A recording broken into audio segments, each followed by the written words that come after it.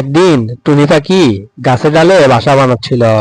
একটি দুষ্টু শিয়াল এসে টুনিকে বলল, এই যে টুনি বোন, তোমার বাসাটা না খুব সুন্দর হয়েছে, আমি কি একদিন থাকতে পারি?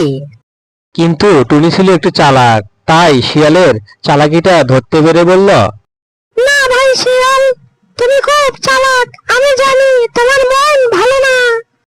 শিয়াল তখন অভিনয় করে কান্না শুরু করলো। আমি একা, আমার কেউ বন্ধু হয় না।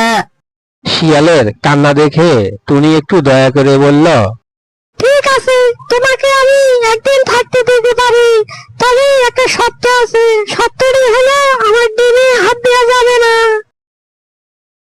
রাত্রি হলো।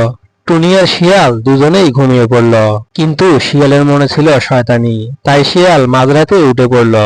এই তো সুযোগ, টুনি ঘুমিয়ে পড়েছে, এই সানজে আমাকে কাজটা সেরে ফেলতে হবে। শিয়াল ধীরে ধীরে গাছ বেয়ে টুনির বাসার কাছে উঠল। এদিকে টুনিরও ঘুম ভেঙে গেল। আরে বোকা শিয়াল, আমি জানতাম তুমি এই কাজই করবে। শিয়াল তখন ধপাস করে মাটিতে পড়ে গেল আর হুড়মুড় করে সেখান থেকে দৌড়ে পালিয়ে গেল। চালাকির জবাব চালাকি দিয়ে দিতে হয়।